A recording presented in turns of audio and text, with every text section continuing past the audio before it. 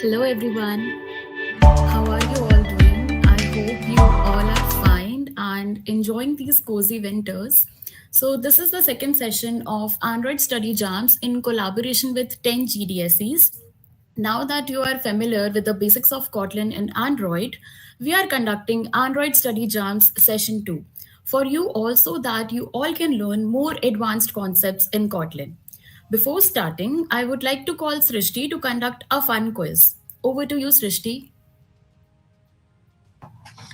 So hey guys, what's up? So I think we all have you all have already done our first session, and so today I was wondering that we all can have a little quiz. So as for the quiz, I was wondering let's do some basics about Kotlin.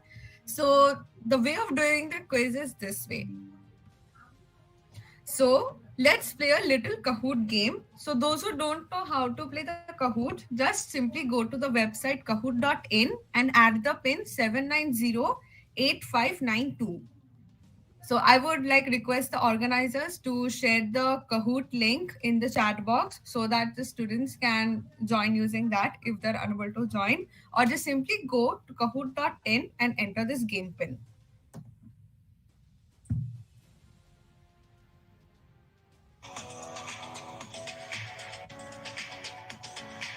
So that the students can join using that if they're unable to join.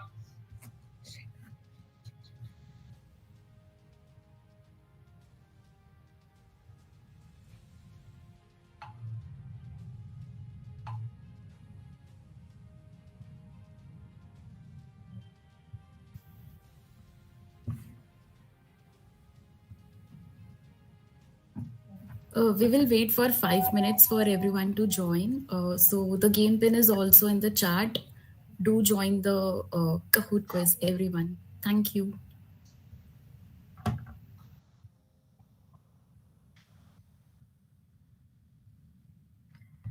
It seems we already have our players starting. So it's Hardik, Khushi, Aniruddha, Ritik, and let's see who else. Tanish, Komal.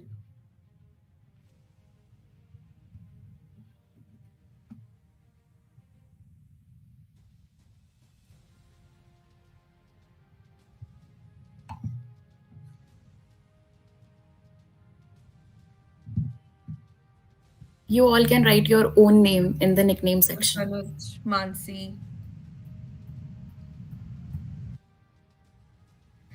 Guys, इस game को थोड़ा और interesting बनाते हैं. Start entering your like self in your own characters or any name that you want, like not necessary. So like I would like whenever I join a Kahoot quiz, since I'm a very big Marvel fan, so I take up some other names. So even you guys can take up too. No hard and fast rule. It's just for a little fun. So we have Shubham, Sandy, Ayush, Harvey Specter. Nice. Bazinga. Oh, Babu Bhaiya. Awesome.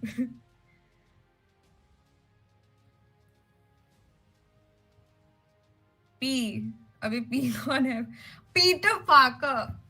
Nice. Kanta भाई. Awesome. Kanta भाई कोई और खबर है नहीं? Rahul. Oreo. I love Oreos. Hello, Peter. I still remember.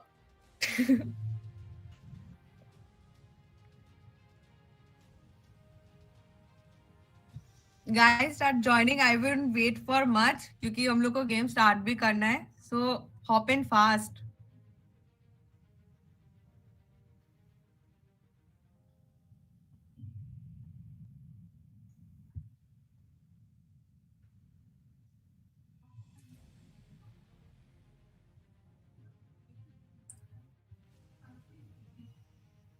Pihu. Such a cute name.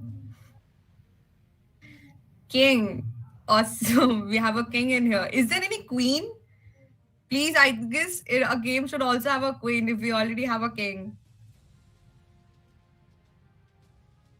Freshie. Okay, you're a freshie then.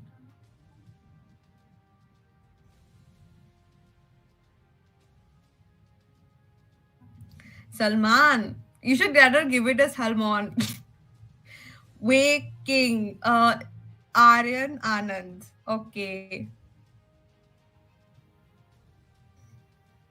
Shreya. We have Babu Bhaiya and Raju both in the game. How nice. Exactly. How exactly?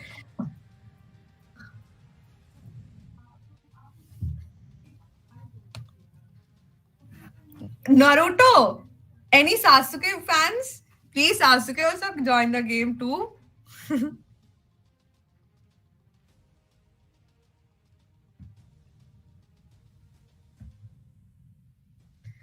Parker guy. Oh, nice.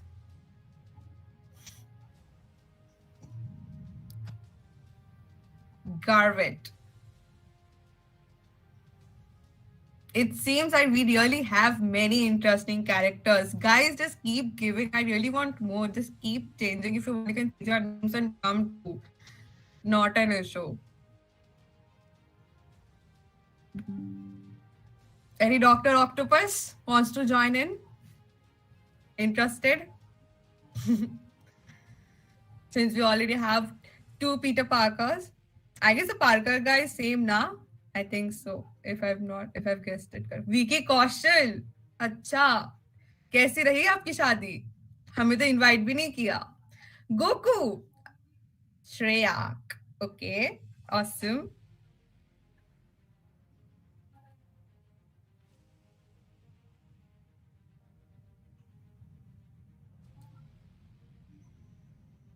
नहीं, अरे मोदी जी पधार रहे हैं. सब लोग तालियां बजाओ.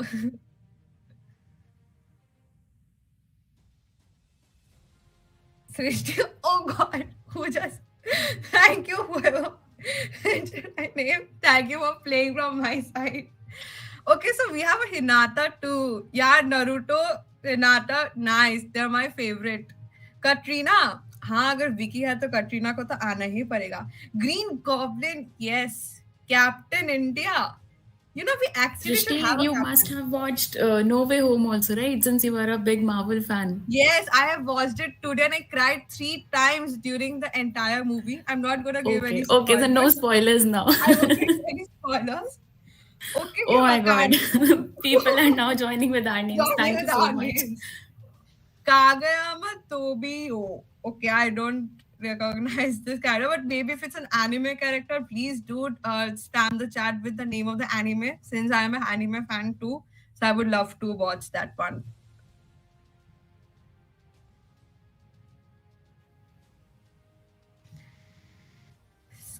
Scavengers. Okay.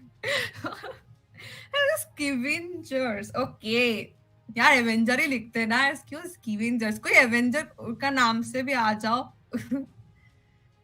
No spoilers, please. Okay, sure. I'm not giving any spoilers. Chill. I'm not like my other friends. सब तो 16 से WhatsApp का status ही देकर आ रहे हैं. Kittu. अरे वाह. Okay, I know one Kittu. I'd have a guess that maybe it's that person. And okay, guys, no spoilers. Why दे रहे हो तुम लोग? कितने गंदे सब. Tobey Maguire. I think people are not coming up with a spoiler. Paneer Senpai. Oh, that's nice. All the unique names. Kim Dokta. Okay. Muzan Kibitsuji. Okay. It seems we are coming up with many interesting names right now. So guys, only I'll give more 2 minutes and then we'll start off with the game. So it's now 7:14. We'll start at 7:15 then. Muzan Kibutsuji. Tim Bhaiya.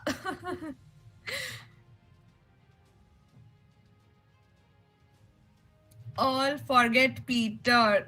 अरे बाप रे. Oh God. जो भी दे रहा है ना ये सब, यार बड़ा मार खाओगे बाद में. जिन लोग नहीं देखा अभी तक मूवी, ये मत दो ऐसा. Katrina. Okay, so we have 2 Katrina and 1 क्या है उसको हैवी. अभी उसका नाम है, I always Vicky forget. Kaushal. Vicky Kaushal. We have Vicky Kaushal.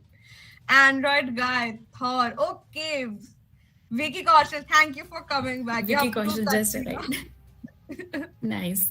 We had to give you Vicky Kaushal. Sarcasm. अरे वाह. Okay यार, जापानीज नाम आप दे रहे हो मुझे तो. Venom. Yes, Venom. अरे यार मुझे स्पॉइलर देने का मन तो करे, लेकिन मैं अच्छे इंसान हूँ, मैं नहीं देने वाली. I think it's 7:15. Yeah, let's start. Yeah, we should then start. And I just locked the game. And let's start. So it's Christmas time and Android Study Jam 2. So let's 3, 2, and 1. Quiz. So first question. Kotlin is developed by which software company?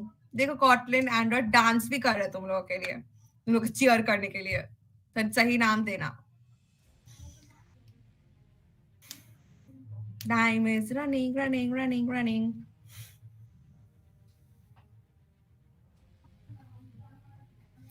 Okay, so how many? Okay, thank God many of you have. Okay, many even you've Googled. Yeah, Google developers के इसका ये मतलब नहीं कि Google ही वो कर रहा है. Next question then.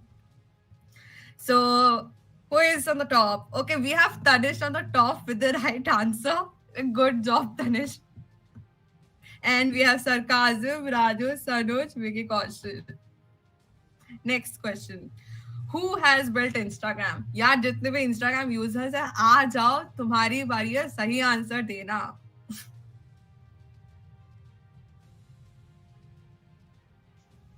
आंसर तो बहुत सारे आ ही गए. वाह. I think people are just using Instagram and they don't know who is They the don't know developer of that. Yeah, actually. Let's see. Okay. 10 people got it correct. Yeah. Again, nice. Very good. Now let's see. Sarcasm. Very nice, Sarcasm. Thank you. Okay. So which file extension is used to save Kotlin files? इतना code तो किया है Kotlin का, last day का भी session attend किया है, तो थोड़ा तो ये सब तो आइडिया होगा ही.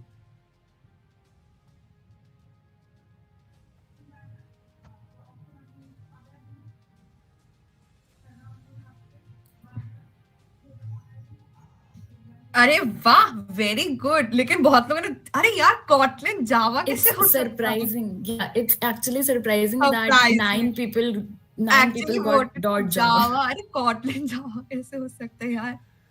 Okay, so Sarcasm is still at the top. Tanish top से अब नीचे आ गया, लेकिन अभी सेकंड में है. अरे यार राजू भैया Kaushal is again in the game. अरे राजू भैया थोड़ा तो ऊपर जाओ. Which food delivery app is more popular? यार सबसे ज्यादा कहाँ से ऑर्डर करते हो? सब दे दो. मैं तो स्विगी यूज करती हूँ, to be honest. What about you, Srishti? You don't order food? I don't trust. Like मेरा 2-3 बार इतना धोखा दे दिया है ना स्विगी जोमेटो ने, उसमें मेरा ट्रस्ट इश्यूज आ गया है उनमें. Okay, so Swiggy good. इस अब लगता है स्विगी पॉपुलर है कि सब लोग बहुत यूज करते हैं. अरे राजू भी टॉप में आ रहा है. अरे राजू भैया क्रॉस कर दो सरकाजम को. आप तो इसके माहिर हो. So okay, how to make a multi-line comment on Kotlin?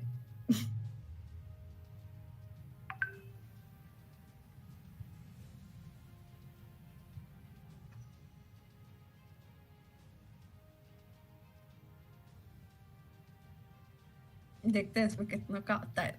अच्छा, इसमें थोड़ा इक्वल हो गया है. 8 people got it correct. जिन लोगों को नहीं पता, ये है जो 7 और ये जो 6 लोग हैं. गुड. अब कौन है? अबे यार राजू दोबारा से तनिष आ गया. Sarcasm is unbeatable. Sarcasm is literally unbeatable. So which of the following companies are using Kotlin? और दिन में दिन पैसे आ ही जा रहे हैं. अरे जो कंपनी Kotlin यूज करते हैं ना, वो लोग अमीर बन चुके हैं दिन के दिन. तो सोच लो क्या क्या हो सकता है.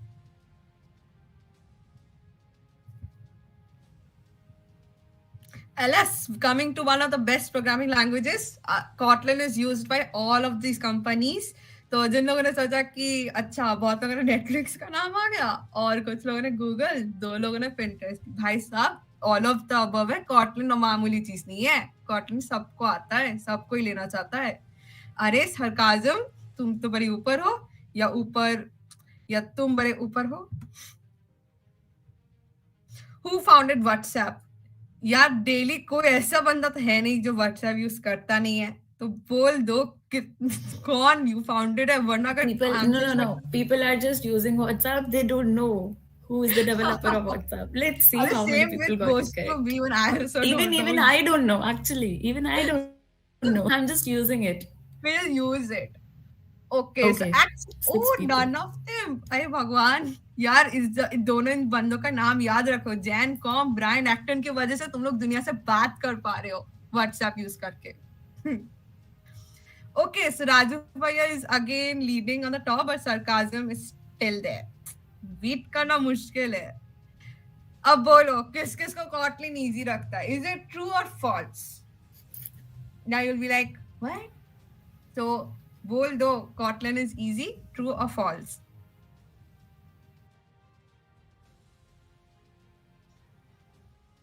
पता सबका रिएक्शन है, what? Kotlin easy है? हाँ? Thank you.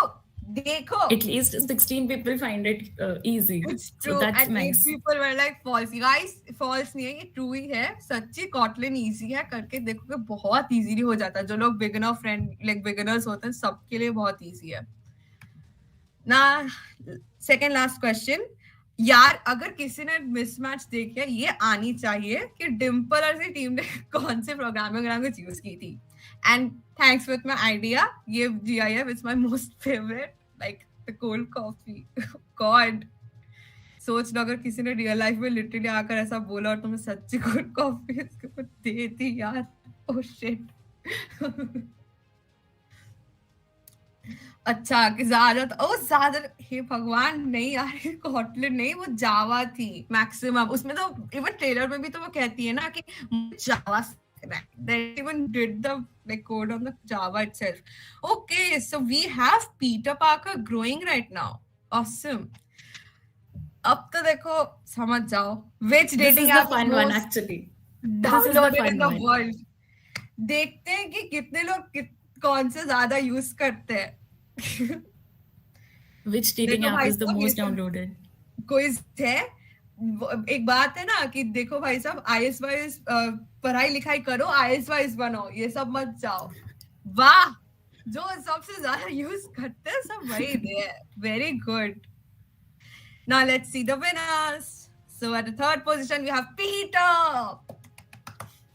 Then we have Raju Bhaiya and ta-da! Sarcasm! Yay! Congratulations, nice. Sarcasm. Peter Parker. We also have runners up. Guys, please एक बार ना अपना पूरा नाम एक बार अच्छी तरह से प्लीज दे देना कि कौन क्या है, क्योंकि हमें तो नहीं पता। So that was all about the quiz. Thank you, Akansha.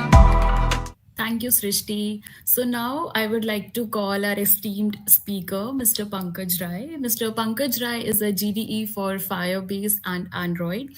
He is an experienced Android developer and he has worked on various domains including augmented reality, machine learning, and created a wrapper over the Firebase SDK called Firebase to cut down the code base to a single line of code. Apart from app development, he regularly posts tutorial videos on Android, Kotlin, and Firebase on his YouTube channel, All Techies. And he is also a well-known speaker at technical events. Over to you, sir.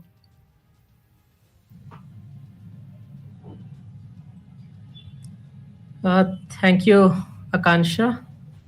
And thank you for inviting me today for this session. Let me start presenting my screen first. Yes, sir. Thank you so much.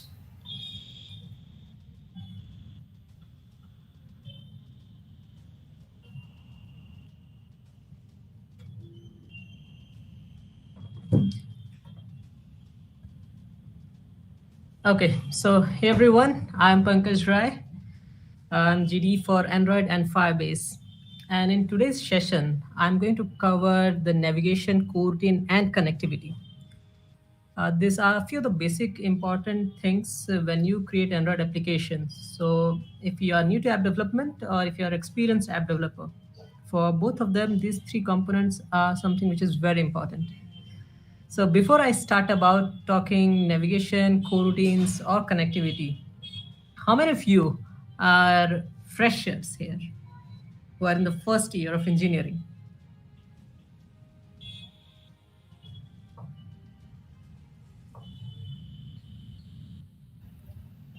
I think most of us are second years and third years joining the session today. Okay. And so next to this is why you guys want to learn Android app development. So what's the motivation behind this?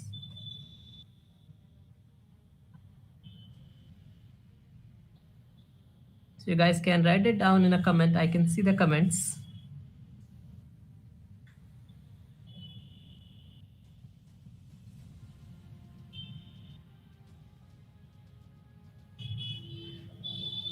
Okay, I can see one fresher, Garvit Joshi. Okay, no answers. Just you want to learn Android app development because of the study jam. Then Android app development is not something which is quite limited to a particular community. It's for the global community. And the moment you have an access to app development, then you'll reach to a very large global audience. So if you have your ideas, which you want to take to the world, then Android app development is certainly a good platform for reaching to the worldwide users. Because Play Store doesn't differentiate about these are Android developers, iOS developers. It's purely up to you when you upload your app on the Play Store on which regions you want to target or which countries you are targeting. Okay, so now let me start with this today's session. So let me talk about navigation first. Well, navigation is really an important part for the app. Navigation is about, say, if you are in a particular screen and then you want to move to any other screen, and that's something called as navigation. We have activities and fragment. Activity is nothing but the components which you see as soon as the app is launched, right? So if you know about activities and fragment, then you might be aware about this, that activity is something which is the Android component, and fragment is something which is useful to have a multi-panel UI. So if you want to create UI where you have two separate kind of screens, then fragment is good to go. And navigation can be done for both of them, for activities and fragment.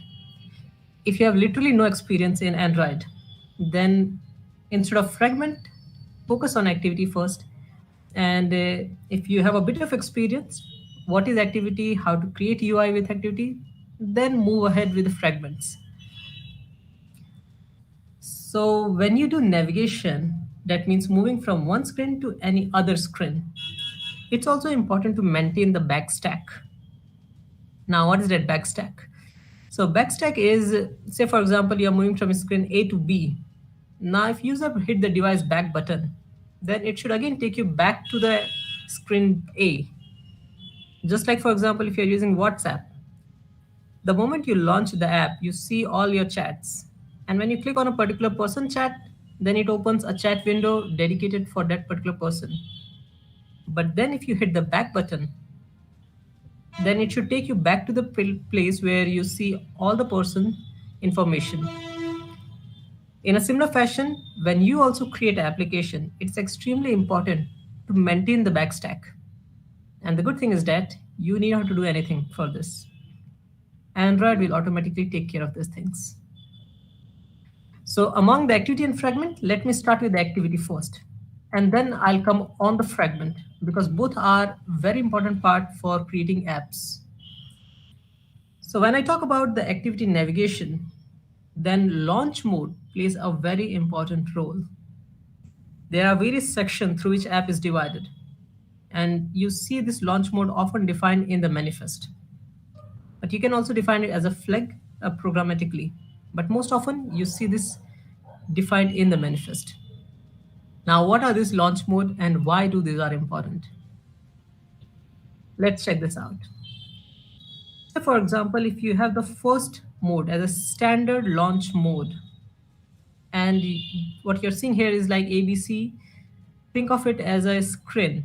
So it's a screen A, then screen B, screen C, and then next to the screen A. So when your launch mode is standard, then in that case, say you have activity A, B, and then C. Now from the activity C, if you are trying to launch activity A once again, which you have already seen, then with the standard mode, it doesn't matter whether you have seen the activity or not, it will again relaunch that activity as a fresh activity and will add to the back stack. Now, if you hit the back button from the last A, it will go to activity B, activity C, then activity B, and then once again you see activity A. That's because it's a standard launch mode, which is the default one. But if you do not want this behavior, then you can add single top. Single top is like, say for example, you have activity A, B, C, and now from B, and now you want to launch B. Then because it is not on the top, the current visible activity is activity C. From activity C, you're trying to launch activity B, which was already seen before. So it will launch a new instance of activity B.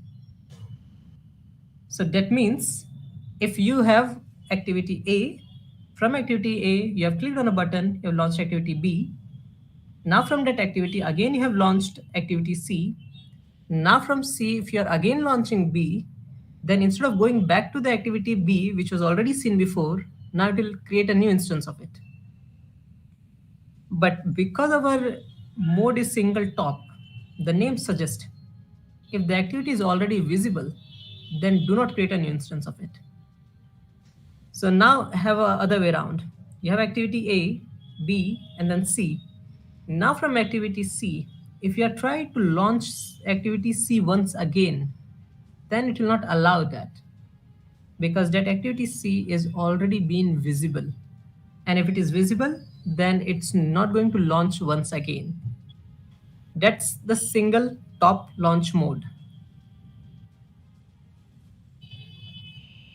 Okay, now let's see about the single task. Single task is, say you have again activity A, B, C. And now from activity C, you want to launch activity A. Earlier with the standard variant and the single top, we have seen that if it's a standard variant, then it will launch a new instance of activity A. With single top, if A was not the last visible activity, then again it creates a new instance of it. But now with a single task, say on a button click of activity C, I'm trying to launch activity A once again. Now it will not create new instance for me. Rather, it will go back to the activity A once again. Now this is same as if you correlate with WhatsApp. Say for example, when you open your home screen, that home screen is say the activity A. You click on a particular chat, that's activity B. And then from a chat, you click on the settings, you go on activity C. Then you perform some action like click OK or cancel. And the moment you click OK, it again takes you back to the home page of WhatsApp, instead of again taking back to the person with whom you're chatting. This is what single task is. If you take to a particular activity instance, which is already there in the stack, then it will remove all the above one and will take you back to the first one or to the place where you have called that particular stack. Like for example, it's the first one because we have launched activity A once again. And finally, single instance. And that's the last one. Single instance is like, instead of having one stack, earlier whatever I've shown, they are the stacks. So as you open an activity, it puts in the stack. The stack is automatically maintained by Android OS. So you need not to do anything with that. But now say, for example, if you launch an activity with a single task, then in that case, say A, B, and C, they were launched with some other launch mode. Now D is launched with a single instance launch mode.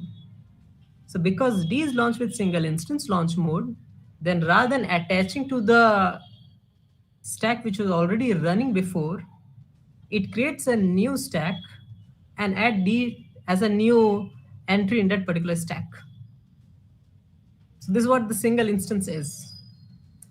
Now, do you have any questions on this launch mode? We have standard, single top, single task, and single instance. If there is no question on this, then we can move on to fragment. Because this launch mode is something which will come across while you create Android application, because all serves different purpose. So any questions on this launch modes? If you have it, then you can write it down in the comment section.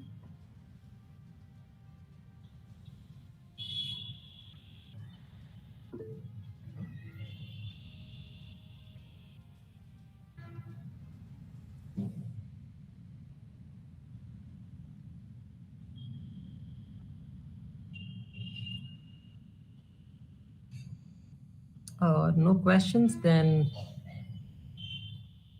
let's move on to the fragment. But before I move to the fragment, let me show an instance how you can start an activity.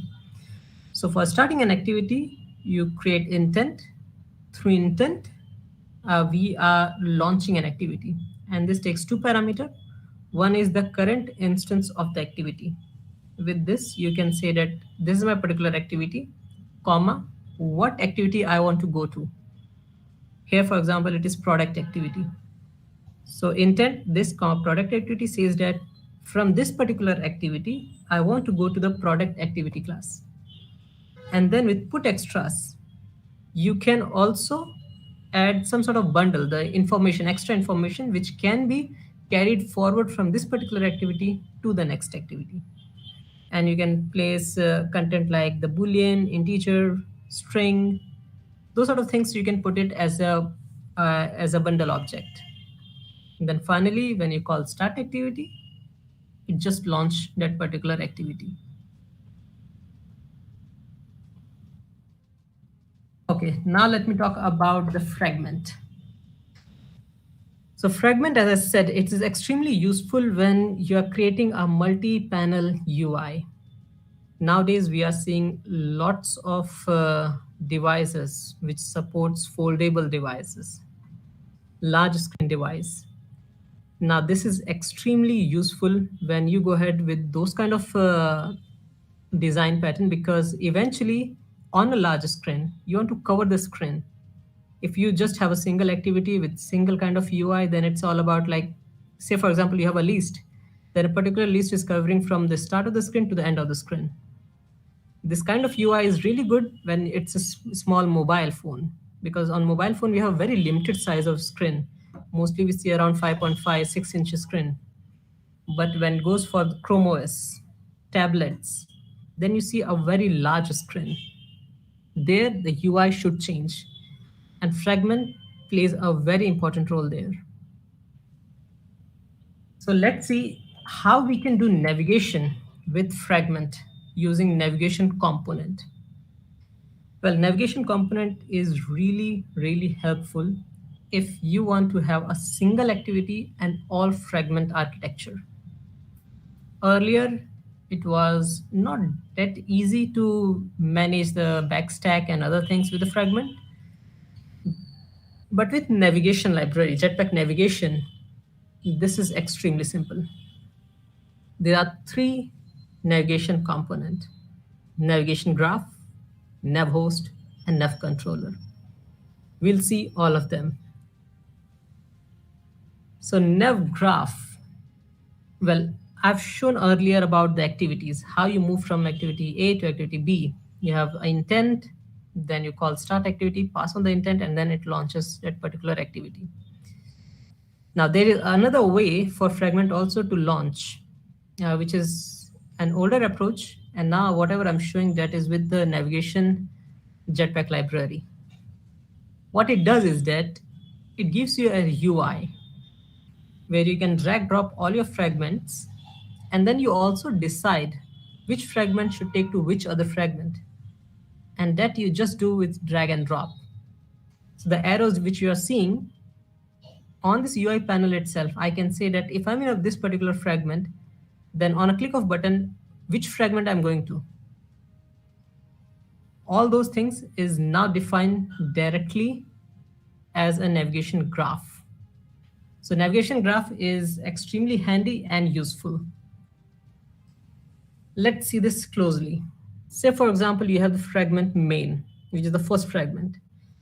And now from this fragment, I can go to 3 different fragments as I have 3 different buttons too. That means I have a place through that I could navigate from this particular fragment to other fragments too. So through navigation graph, I just give this information that I can go to this particular fragments. But this is not the end. We again need to use the navigation controller to take from one screen to another screen. But this graph is all about to say that from this particular fragment, what all navigations are possible. It could either be a single navigation or multiple navigation, as you could see for the first one. From the first fragment, we can navigate to 3 different fragments. And then for the middle one, you could see that we can only navigate to a single fragment. And the arrows which you're seeing, when you click on those arrows, then you see few of the important informations, like the animation. So if you launch your fragment from fragment A to B, then should it follow the default animation or you have your own animations defined? Those things will come automatically as soon as you click on the arrow. And then you have transitions, arguments, pop behavior, and if you see the launch modes. This launch mode is helpful if you are doing with the activities. And the argument. So these are important if you want to pass some sort of information from fragment A to B. So if you have a source fragment and a destination fragment, and you want to pass some information like the integer, string, float, double, boolean, all those sort of information, then those sort of information can be passed on through argument. So it's extremely simple. You define the ID, which is created by default for you, transition. If you are interested, add it, otherwise leave it as none. And then pop behavior. This pop behavior is quite useful because say, for example, if you are in a gaming application, user has navigated to the game over screen. Now, if user press the device back button, that user should be taken back to the home screen, not to the place where user has launched before, because user has finished the game. So that's why this pop behavior is helpful for us. Here we can define that what should happen. Should it take user to the last screen or to the first screen without managing the stack? So if you say this pop up to particular fragment, inclusive to true, then it will take user to that particular fragment and will remove all the existing one in the backstack. Whatever I'm saying, all these things is available in the code lab, and also it is there in the Android Studio. So the latest one is Android Studio Arctic Fox. If you install that Android Studio, go for the navigation graph. The moment you create a fragment, drag and drop here, you see all those things there. Okay, now let me talk about the nav host. So earlier, navigation graph was the one component. Now the next one is nav host. So I've talked about the fragment. That fragment is helpful for multi-panel UI, and not just multi-panel UI. If you have a single functionalities with respect to screen which you want to share across the various part of the app, then again fragment is useful in those scenarios. Like in this case, at the bottom we have the menu options, home and some other option. So when user clicks on that, we show that particular option. If user clicks on another menu option, we show something else. So that option at the bottom is something which is called as the bottom navigation bar. So this bottom bar gives you an option of adding some sort of title or the icon, just title, and the combination of both of them.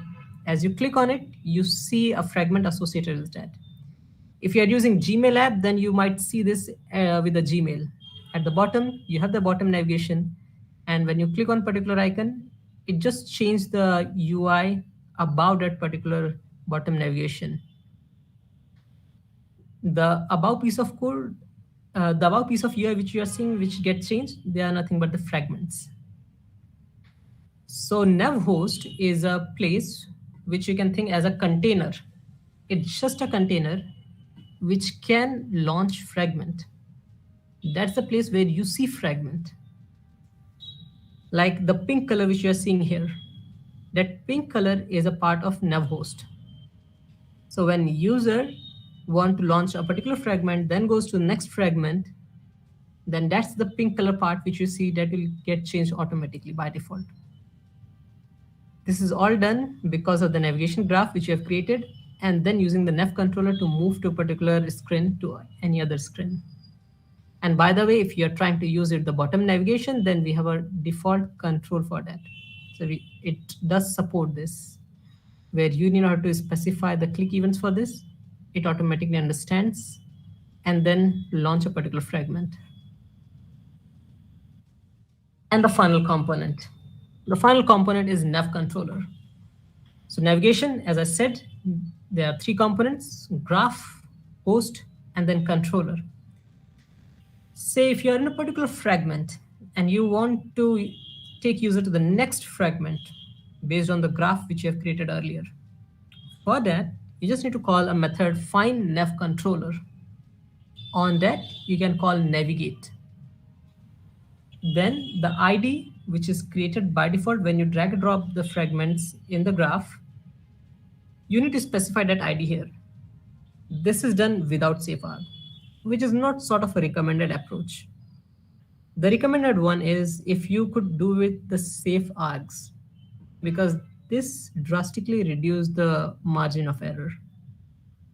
Here, based on your link which you establish using those arrows, it automatically create a class for you. And then you just need to call next action, that's it. Like for example, here you could see we have the home fragment directions. Now, home fragment direction is a class which is by default created as soon as you link a fragment to a particular fragment. And then in the next action, whatever arguments which you want to pass, you can pass on there. So find nav controller dot navigate. This is something which is very fixed. This is not going to change. What is going to change is if you use savearg, you use a class. On that class, you call next action. If you do not use savearg, then directly pass the ID. This ID is automatically generated for you. So you need to create this as you drag drop link fragment 1 to fragment 2. And when you click on the arrow, you see the ID in the right panel. So that same ID, you can put it here too. So this was all about the navigation. Now, let me talk about the coroutines. So do you have questions regarding this point? We have one question. Vijay wants to know about the single and multiple mode. If you can repeat that topic, just a bit of it. Which one? The single and multiple mode.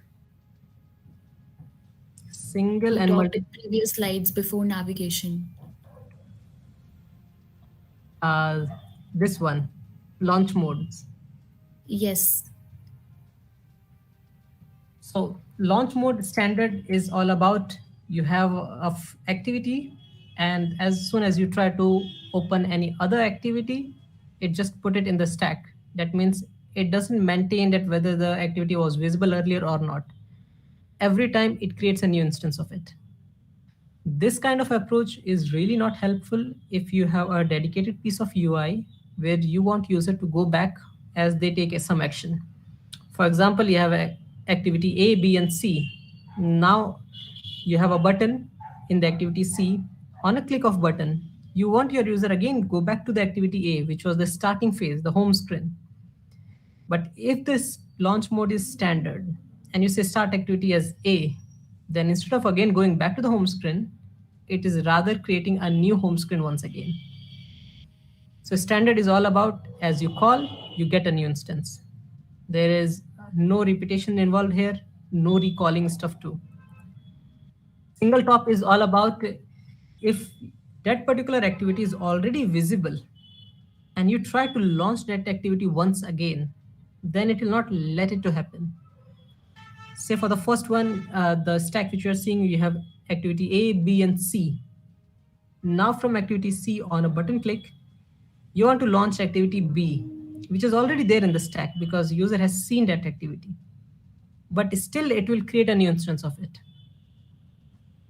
Because as the launch mode suggests, it is single top. And activity C was on the top, not activity B. And that's the reason it creates a new instance of activity B. But on the other side, I was in activity C, and on a button click, I'm saying again, I want to launch activity C. Then this is something which it will not allow to happen. Where you see this kind of UI stuff is when you click on notification. In the notification, you also specify that which activity should open as user click on notification. So say, for example, you are in a home screen, you got a notification, and on a click on notification, you're again launching the home screen.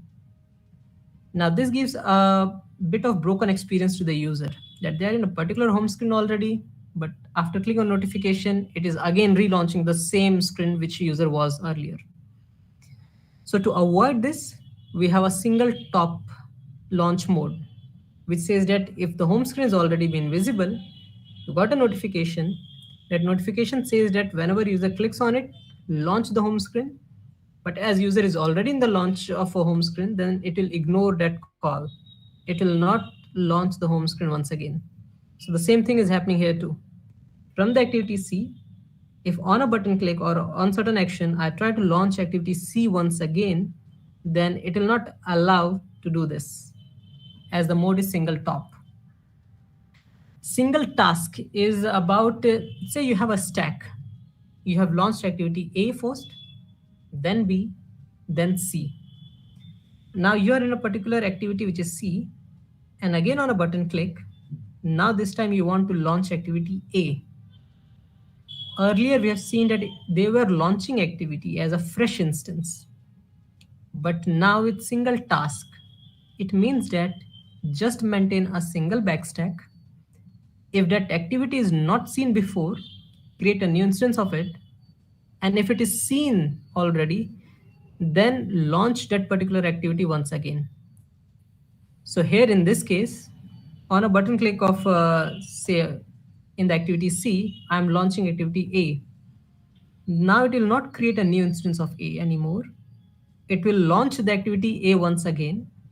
And whatever activity which you have seen before A, that means activity B and C, they will be automatically removed from the stack. So it's like instead of hitting back, now you can avoid those back click to go back to the home screen. You did some action, you want to go back to the home screen, and whatever navigation was done before, you want to remove all of them. Then single task is good for that. So from C, if I go back to A, it will automatically remove B and C for me and launch activity A by default. Single instance is about creating new stack. So stack is the place where you put activities, because if you hit the device back button, it should follow the same order in which this activity is put in the stack. So say for example, activity A, B, and C, they are launched with some other launch mode apart from single instance. And then activity D is launched with a single instance launch mode. Now it creates a new stack for itself. And this stack is dedicated for this because it has launched with a single instance. Now, if I try to launch activity A, B, C, and D, all with a single instance launch mode, then I'm going to have a 4 stack, the 4 back stack, where everyone is going to have a single activity, because I have specified that always I want, while creating new activity, create a new stack for me too. So that's what single instance is. So this was the launch mode. Now, any questions on launch mode or navigation?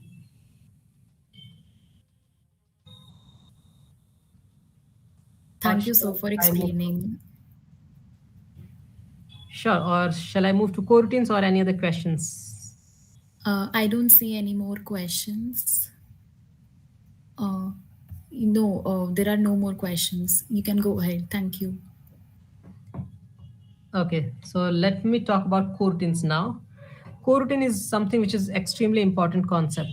This is not just a part of Android, but it's part of Kotlin. That means if you are creating a server-side programming, the Android app development, or to the place where you use Kotlin, coroutine is supported on multiple platforms. So the same concept applies at most of the places too. Now, what is coroutine? So if you have remember about threads in your college days, you might hear about these things: thread, process, and if you remember, then there is a notion which says that thread is lightweight, process is heavyweight, thread is lightweight. But in reality, thread is not that lightweight which is being called upon. The reason why it is called as lightweight, because with respect to process, thread is certainly a lightweight component.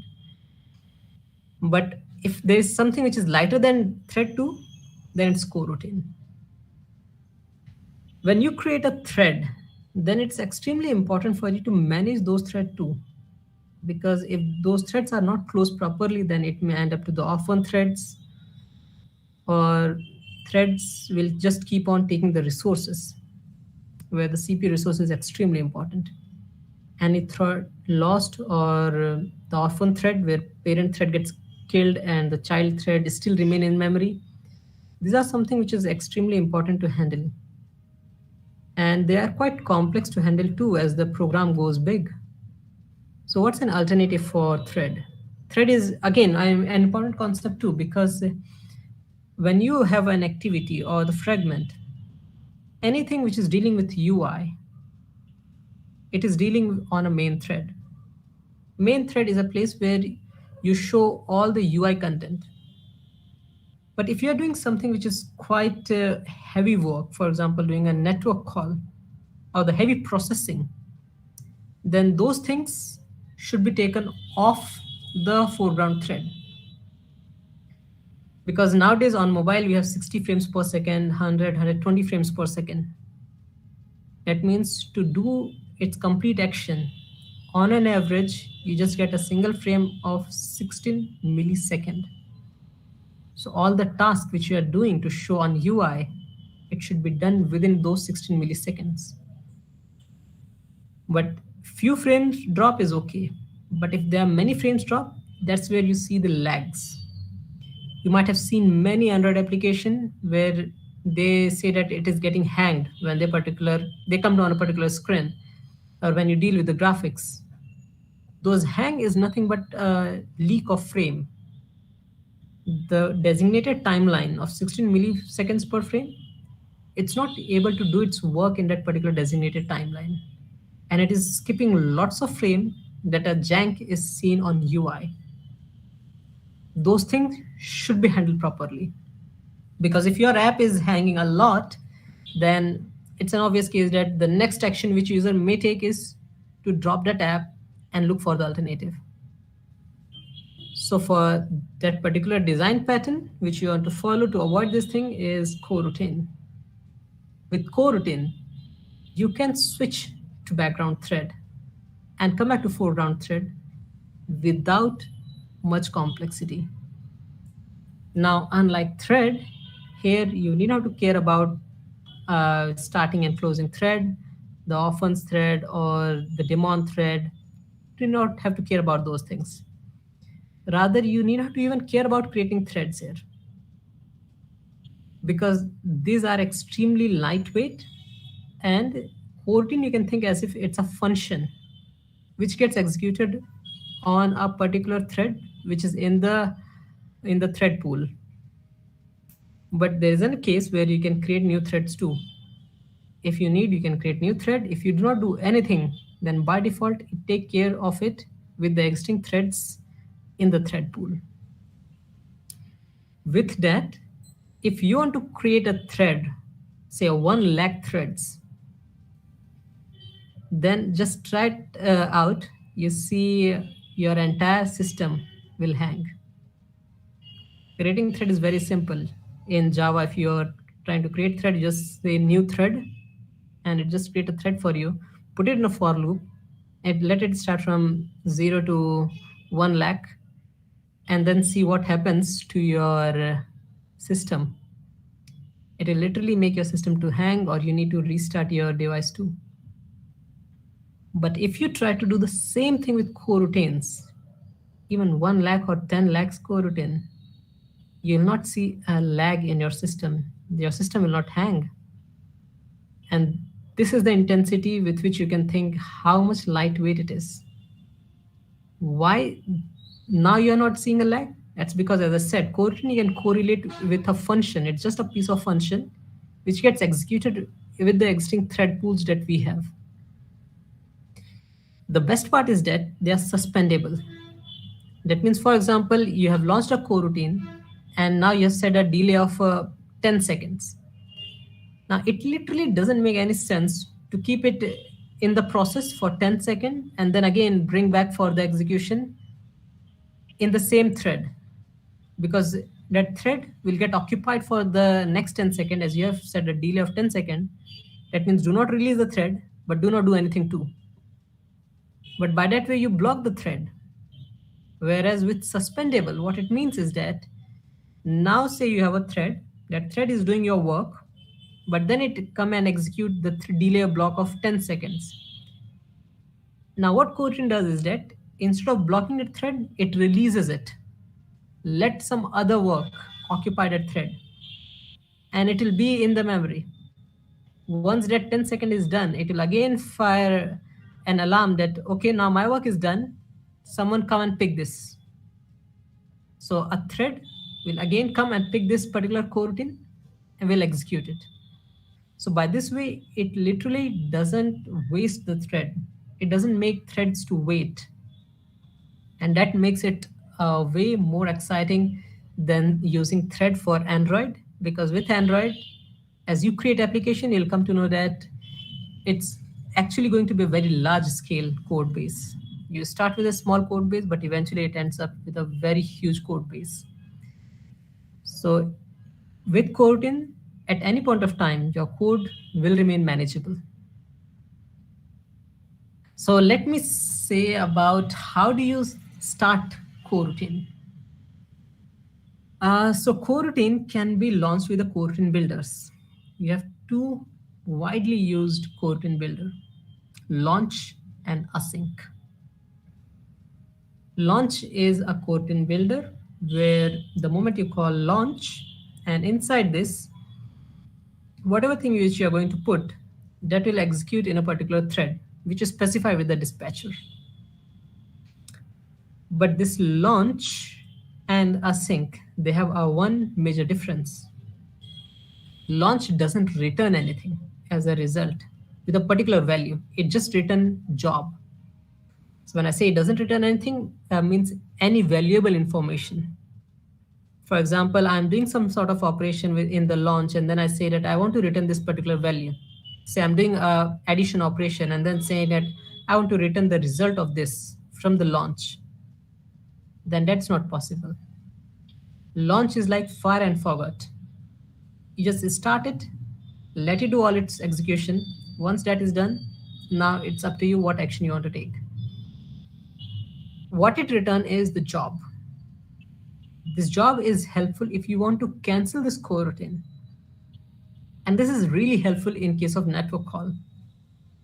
Say you did a network call and then you have moved to the next screen.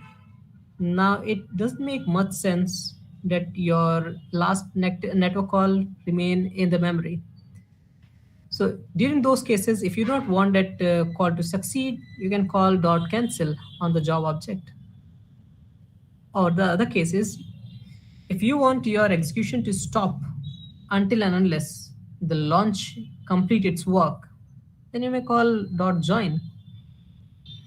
So launch is literally useful to create those pieces of information there, to write those pieces of information there which you do not want in a normal execution, but you want this to be off thread. This could either be on the main thread, on the IO thread, or on the default thread. default and IO, they are the background thread. And main thread is the UI thread.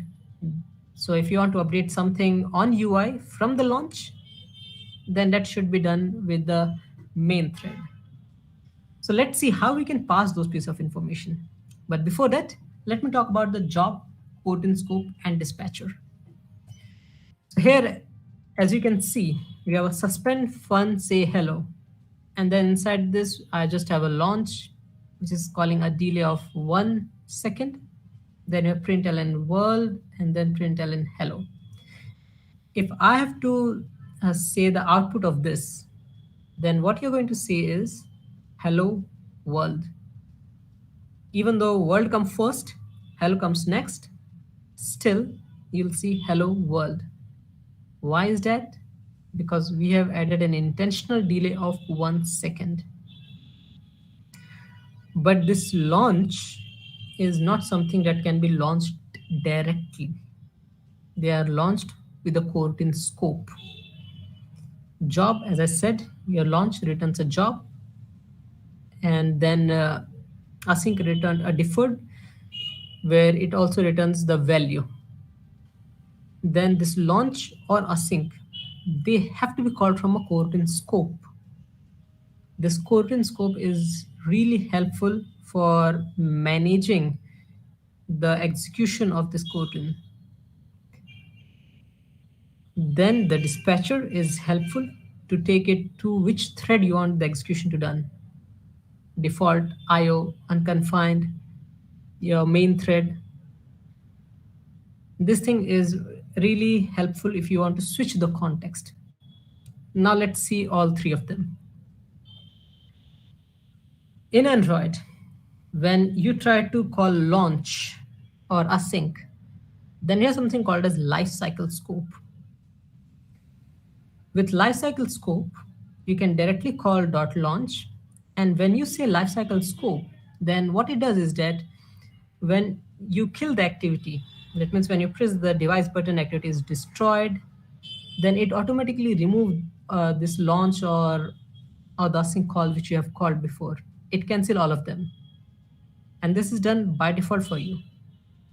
So lifecycle scope is a coroutine scope here.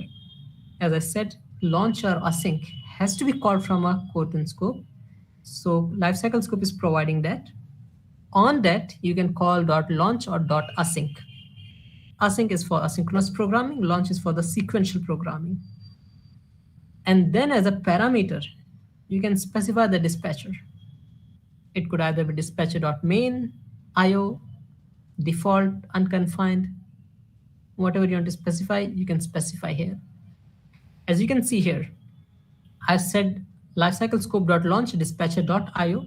This means that delay of 1 second and println world. This will be executed in the background thread. Whereas println hello, this line is written outside launch. That means it is written outside the coroutine builder. So that will remain in the foreground thread. That means in the main thread.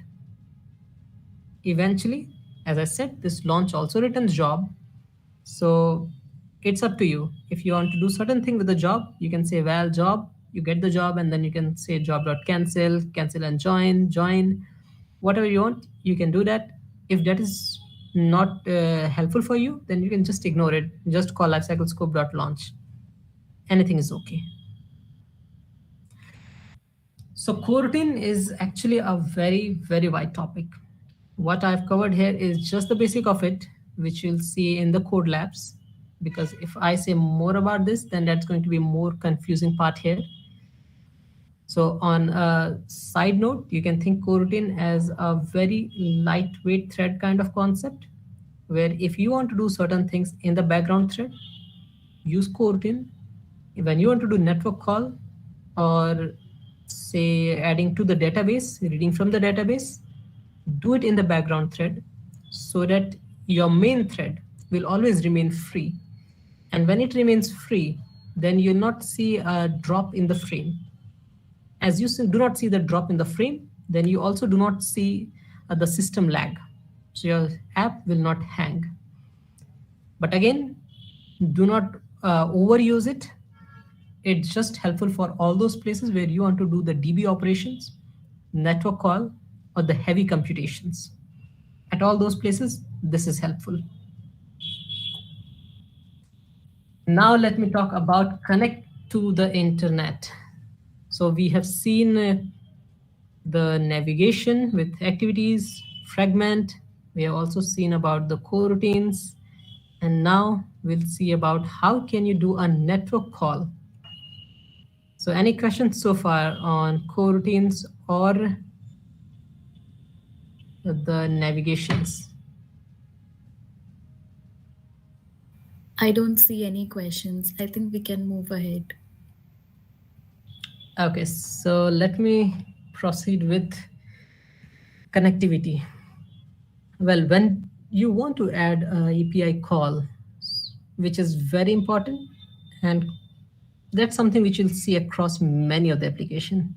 Because if you don't have an activity, if you don't have a connectivity with the APIs, then whatever you are shipping with the APK, that's the final product. APIs is really helpful to make your content dynamic. Now, what I mean by this one is, say for example, you have a Gmail app, and every minute, say for example, on every minute you get one email. So if you just launch your Gmail app, you see that if it's a 60 minutes done, and every minute you're getting a mail, you'll see 60 mails. And for this, you're not doing anything. You're just opening your Gmail, you see those 60 mails. And this is possible because of the network connectivity. What it is doing is that as soon as you open the app, it do an API call to fetch the latest information. It figure it out the new mails and show it on the UI. But if you do not have this connectivity, then just imagine of this case where every time Google has to ship the particular app by uploading on the Play Store. And then again, this is targeting many users. It's not just a single or 10 or 20 users. There are billions of users who are using Gmail. So how much difficult it is going to be for Google if they do not use API and rather ship Gmail for every new mails that they get? This is not practical. This is neither practical for Gmail nor practical for any app which is used at a very wide scale. Even Facebook or Instagram. When you open it, when you try to refresh the wall page, you see new feeds there. You see new images if your friends is posting or comments. You see the notifications. All those things is possible because of the network call. And for this, we do an API call. So let's see what should be the architecture of your app when you want to add a network connectivity and fetch content through API. So on the top, you'll have your activity or fragment. As I said, they are the components. Activity is the Android component. Fragment is the UI piece of code where you can see, show the content there. So either on activity or in the fragment, you can display the content to the user. And that's the place where user interacts too. So for example, you have a Facebook app, and then Facebook app have this activity as a home page. So whatever new messages that you see there, those are all coming in the activity then. In a similar way, you have your app, you have the activity. On that particular activity, you want to fetch from the API call and show the content to the user. That will be there in the activity. But that activity, even though showing the content, will not do the network call on its own. It's not the case that it cannot do. It can do it, but that's really not a recommended approach to do this. We should follow the MVVM architecture. MVVM architecture is model, view, view model. That's the architecture which is followed for the Android applications. Again, there's no hard and fast rule that this is the only architecture for Android apps, but this is the widely used architecture and the one which is recommended by Google. This architecture, what I'm showing right now, is MVVM architecture. Now your view model. On activity, you are showing the UI. View model will act as an intermediary between the place where you're doing network call and to the place where you're showing content to the user. That means you have another component, say a repo. Now this repo is something which is not mandatory to create, but this is really helpful to create repos.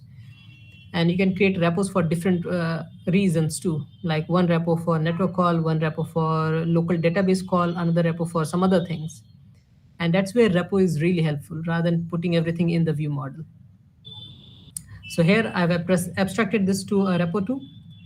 Repo is doing a network call, either from the local DB or from the network. That means the API call is going to be done in the repo. Now repo is going to give result back to view model. And then from view model, you'll see the content getting pushed back to the activity or fragment. So initially the control from top to bottom, and result goes from bottom to top. Now how do this is done? How do I'm going to pass data from repo to view model and then from view model to activity? So repo should return a live data object. If you see the documentation, then somewhere you'll see the flow too.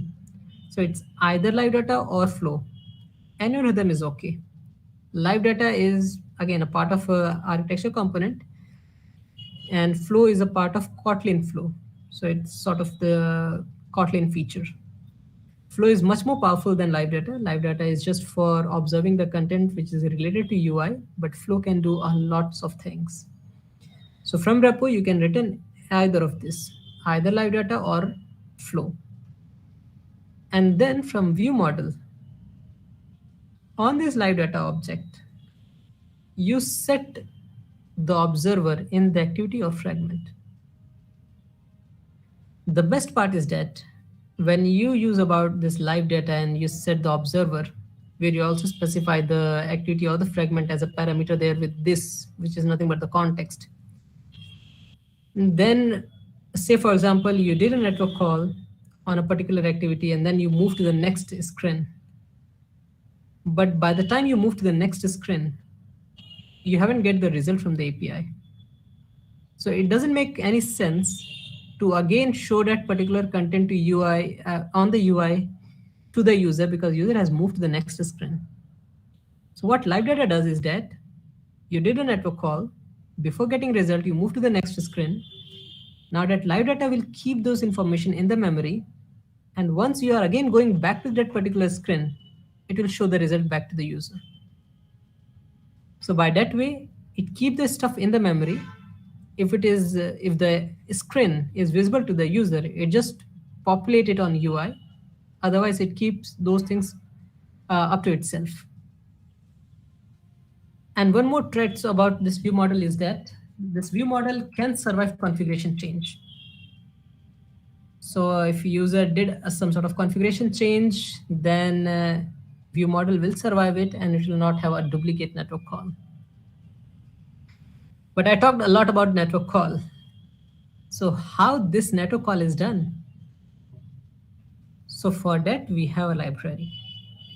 We have this library. Through that, you can do API calls. One of the very widely used library for this one is Retrofit. It's an HTTP client for Android and Java. What do I mean by HTTP client is, if you want to connect to the internet, means if you want to connect to the database, the server, then you need a client which can connect you to the database. You cannot directly get the data from the database without API. So API is that bridge which connects your app with the server. From your app, you do a network call through the HTTP client. Then that will have a connection establishment with the server. Server will in turn give result back to this HTTP client, and then it will give a result back to you in your application. So the process is very straightforward. With retrofit, you do a network call. That means you do an API call. That API connects to the database, which is with the server. And then through retrofit, you get the result back to your app too. And then finally, you show the content to the user. The best part again with the retrofit is that now you need not to create an object. If you see about the Pojo object, then that Pojo object is nothing but say when you do network call about user, you get the user ID, name, age, address. Then you just need to create the model object with an ID, name, age, and address. That's it. The retrofit will automatically feed in the data for that. How it do all those things? Let's see all those stuffs too. But before that, for your Android app, if you want to add retrofit, then these are things which you need to add. You need to add the dependencies. So make sure that you have the Maven Central and the Google repository. Google is something which comes by default. If you do not have the Maven Central, then do add those two. And then add this dependency, retrofit 2.9.0 or whatever is the latest one. Then the converter which I'm showing here is the Moshi converter. But this is not the only converter. We have so many converters. One of the widely used is the JSON2. JSON, Moshi, all these things is really helpful to get the final object. As I said, it's not about the string. You do not get as a raw string. You feed in the object and you automatically get the result feed into the object. That can only and only be done using these converters. For that, you could either use JSON or the Moshi. Both of them is going to give an object to you. Now let's see about the implementation. So retrofit is an HTTP client, as I said. So before you could use the retrofit object for performing the network operation, like the post or the get, you need to have an implementation of it done with some sort of parameters. So you call retrofit.builder, and then you add the converter factory. This converter factory is, as I shown before, yeah, JSON, Moshi, and so many others. So whatever converter which you're adding, just add an appropriate converter factory here, .create. That's it. And then the base URL. So what is that base URL? So base URL, say, for example, you have something called as www.google.com/userinfo. And then you have www.google.com/user details. Now user info, user details, they are the endpoints. And this www.google.com, because that's a consistent part across the API call, so that will become the base URL. And then finally, just call build. Again, whatever I'm showing here, all of them is available in the code lab. Rather, this is taken from the code lab too. So this is just for making you understand what is retrofit and how it is working. But if you want to have a hands-on experience, then do try out the code lab, which is again there in the study jam units. So with the retrofit, the next part is you have an object. Now you also need to define your network operation, the get and post, that you do inside interface. So here you could see interface Mars API service. That eventually have the get API call here, which says get photos. And inside get means @get, you see the photos. What it's going to do internally is, say for example, your base URL is www.google.com. Eventually it will be something else, but just for dummy purpose, if it is www.google.com, then it's going to add post at the end. So you'll have www.google.com/ as the base URL, and get says photos. So it will automatically append photos at the end of it. And then whatever result it's going to get, as I said, you will not to get a string and then again pass it to make an object. Mars photo is an object. So this API is going to give object rather than the raw string. So now your retrofit object is ready. In the interface, you have also written the API call which you want to do, either get, post, or both of them, whatever is needed. Eventually, the last piece of information is to create the retrofit service. That you do by saying retrofit object, which you have created on top, dot create. And inside create, you pass on your interface class, interface double colon class. So scope resolution operator, you could use it here to specify the class.java. So retrofit service, the object which you're seeing at the bottom, now using that, you can perform the network call. So it's a 3-step process. First, create the retrofit object. Second, create interface.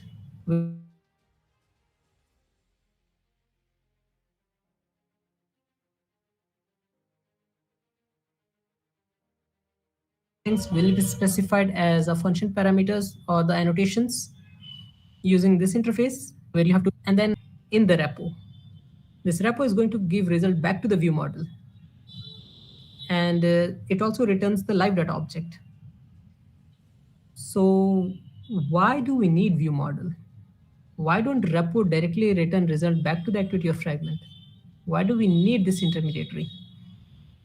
As I said, because of the architecture component, we do not do a network call in the activity of fragment. We do it in a repo, and then we have view model as an intermediary. But why it is acting as an intermediary? Why not to have a separate repo class and then do network call there, and then in the activity directly get the result? Why do we need view model? So view model is very important component of MVVM architecture because the name itself suggests model, view, view model. It's part of lifecycle component.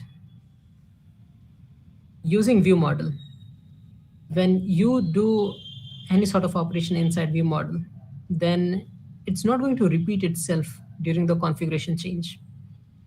So if you have an app which is running in the portrait mode and then user takes it to the landscape mode, that's called as configuration change.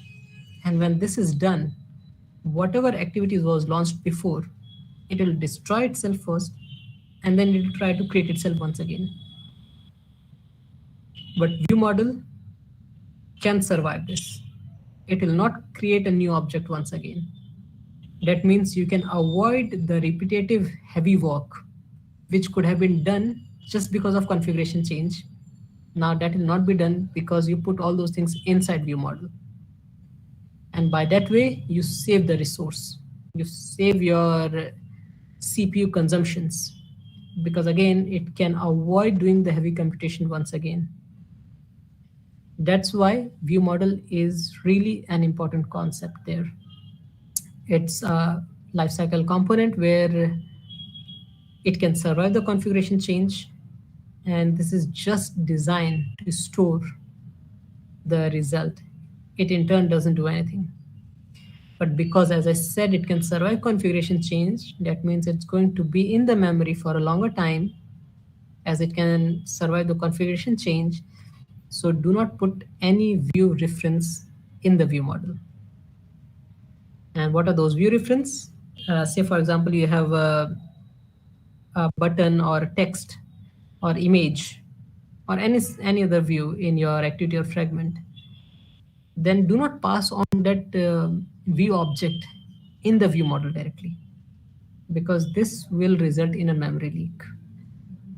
If user do a configuration change, because now your previous activity view is with the view model, then garbage collector will not able to collect those view, and that will remain in the memory. But your new instance of activity is already been created. That means a new instance of that view is already created. But now you are again keeping the old instance in the memory because of the view model. That's why I never put the view reference in the view model. Whenever you want to update your view, use either flow or live data. They act as an observable component. Whatever changes is done inside view model will be reflected back to the activity or fragment. Then in the activity or fragment, you update your views, but nothing from view model directly. Let's see how does it look like. We have the class overview view model, and this extends view model. Eventually, as I said, you need to return the live data. So status is just an instance of mutable live data. The reason why it is mutable live data is because live data is an object on which you cannot set content. You can only get content from it. So when you want to observe for the changes, you do it on a live data object. But if you want to set something, you can do it only on the mutable live data object, but not on live data, because live data do not support setting. It just have a get instance, but not the set instance. And then at the bottom, you could see that get mask photo. It is doing a network call inside a coroutine. So we have a view model scope, because as I said, all these coroutine builders should have the coroutine scope. That coroutine scope is provided by the view model scope here. It's again from the library, so you don't have to create this. .launch or .async, based on your requirement, you can do that. And then we are seeing the network call there. If there is a case of exception, which is always the case, then have it in the try catch, and then you could see that we are setting the value status.value. So as soon as we say status.value, and then in the activity auth fragment, we set an observer on the status mutable, status live data object. So it will automatically give result back to the activity auth fragment. So it's as simple as just set the value, and in the activity auth fragment, observe the value. How it is transmitted, that you need to take care of it. That is automatically taken care by the library. And these are the few others popular networking library. Coil is extremely helpful if you want to load images. Retrofit client, as I said, it's for the REST client operation. That means if you are dealing with data, then that is helpful. But if you want to load images and show images there, then Coil is something which is very helpful. You can load images dynamically and show it in your app. So if you want to create the next Instagram kind of app where your user could upload images and you want to show images in your app, then Coil is that library which you could certainly use. It will load the image and then it will show to the UI too. Ktor is another REST client from JetBrains. It could be an alternative of Retrofit. So if you don't want to use Retrofit, you want some other libraries, then you can also try out the Ktor client. Ktor have the two implementation where you could create the server-side programming and the client side. Client side is for the Android. So using Ktor client, you can again do the network calls. And now finally, towards the end of session, I'd say that if you want to get started with Android app development, and you want to also learn about the advanced topics, then I have created tutorial videos on my YouTube channel, All Techies. You can check out that channel, or you could subscribe that too, so that as soon as I upload the new content, you will see the notifications and you'll not miss those tutorial videos too. And on this channel, you'll see the topics related to Android, Kotlin, and Firebase. So before I end this, let me also talk about the Firebase, because I'm GD for Firebase too. So Firebase is something which you should not miss out. Being in the college or being in the professional environment too, where you create the production application, Firebase is something which offers you an all-in-one platform. If you want to create the database, add authentication, or you need storage for storing multimedia like audio, video, or any other things, then Firebase is the one-stop solution for you. It have a certain limit for the free category. That means if you want to create your application and take to the world without paying anything for the database, authentications, the Crashlytics, or other things, because Firebase have a host of services. then you could go ahead with the Firebase. Firebase offers those services.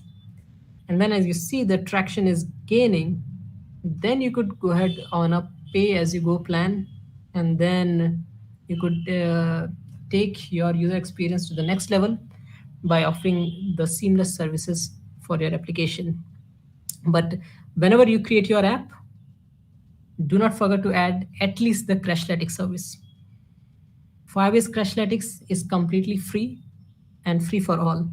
It's not having any sort of limitation based on any categories, because your real testing begins when app goes in production. Crashlytics will give you the information where your app is crashing, and sometimes it also can give you information at what led to the crash. So adding Crashlytics is really an important one. And also, if you need authentication, like Google authentication or the Facebook authentication or any other like the phone number authentication, then those services is also available, except the phone. Remaining one is free. So Google, Facebook, the social media one especially, or you want to create the new one directly from your application by asking them the username, password, all those things, then those things is again available through Firebase. Also, if you want to join on a group, so it's a Facebook group, and you can join the Android Developers Club. This club I have created on Facebook so that any Android developer worldwide can share their experience, the content, exciting content if they came across, or they can ask questions to any other Android developers. So this group is mainly dedicated to the Android developers. It literally doesn't mean that if you have experience, then only you can join it. If you don't have experience, but you're interested in app development, then you can join this group and learn from others as they post the content. So that's it from my side today. Thank you so much for attending this session, and thank you for inviting me today.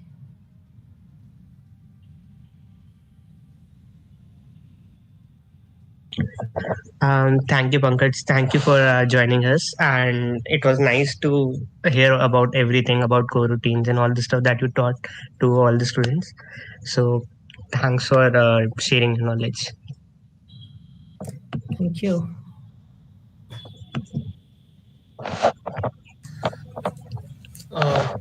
Thank you, Pankaj, for such an interactive, informative session. We feel grateful for all the knowledge that you have provided us today. I'm sure we all will bring to great benefit from today's session. To that, it's my privilege to propose the word of thank you. I extend my gratitude to all the audience for sparing some time out from their busy schedule for attending the session. I express a sincere thanks to Pankaj Rai for giving such an informative and great session. It will be a pleasure to learn more from you. The link for all the social media is pasted in the chat. Thank you from our side.